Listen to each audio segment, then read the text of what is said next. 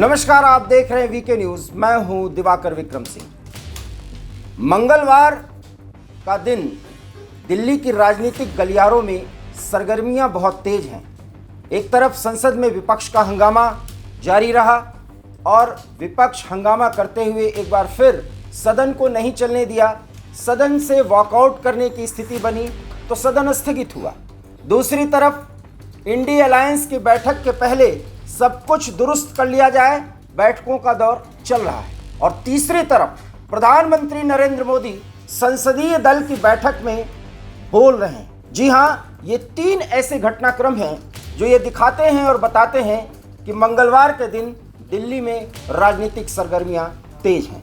सवाल यह है कि संसदीय बोर्ड की बैठक में प्रधानमंत्री नरेंद्र मोदी ने क्या कुछ कहा है, ये जानना बेहद ज़रूरी है। और इसलिए ज़रूरी है क्योंकि संसद को विपक्ष चलने नहीं देना चाह रहा और प्रधानमंत्री बार बार दूसरी बार बहुत बड़ी चेतावनी दे रहे हैं अपने सांसदों को, भारतीय जनता पार्टी के नेताओं को, एनडीए के लोगों को कि किसी भी आलोचना का जवाब मर्यादा में दें। संसद में सुरक्षा के मामले पर प्रधानमंत्री ने एक बार फिर कहा कि आरोपियों का साथ देना, विपक्ष आखिर में ऐसा क्यों कर रहा है, ये गलत है और उनका साथ दे करके विपक्ष क्या हासिल करना चाहता है। प्रधानमंत्री नरेंद्र मोदी ने संसदीय दल की बैठक में यह भी कहा कि एक तरफ हम देश बनाने की बात करते हैं, वो देश को उखाड़ने और सरकार को हटाने की बात करते हैं। सवाल यह है कि इसी प्रक्रिया को या इस पूरे नज़रिए को सकारात्मक तरीके से कैसे सोचा जाए, चाहे वो पक्ष हो या विपक्ष हो।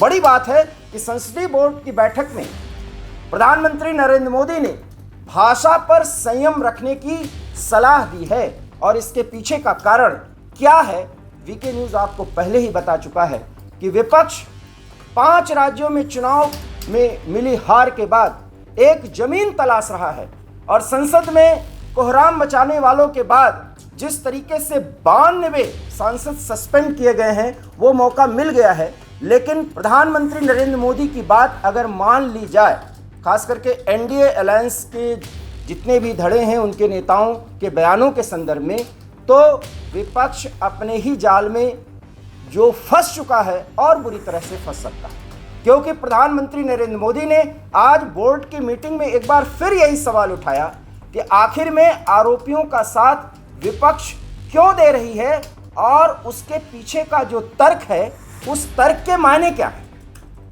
इसके मतलब आप समझिए, राहुल गांधी समेत इंडिया अलायंस के तमाम नेता कह रहे हैं वो आरोपी बेरोजगारी से परेशान थे, हताशा में थे, इसलिए उन्होंने ऐसा किया। तो क्या हताशा और बेरोजगारी की स्थिति में भारत के सर्वोच्च या लोकतंत्र के सर्वोच्च मंदिर को यूं ही आप अपवित्र कर सकते हैं? ये एक बड़ा सवाल तो पूरा देश पूछ रहा है।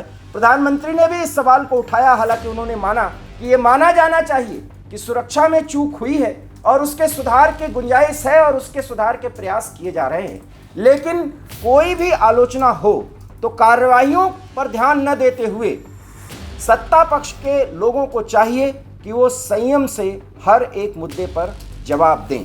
और इसके पीछे वही रणनीति है जिस रणनीति पर इंडी अलायंस अपने आप को प्रासंगिक बनाने की कोशिश कर रहा है। बहरहाल संसदीय बोर्ड की बैठक में ढेर सारी बातों के अतिरिक्त संसद में चल रही कार्यवाही को बाधित करने के प्रयासों पर प्रधानमंत्री ने बहुत कुछ बोला है।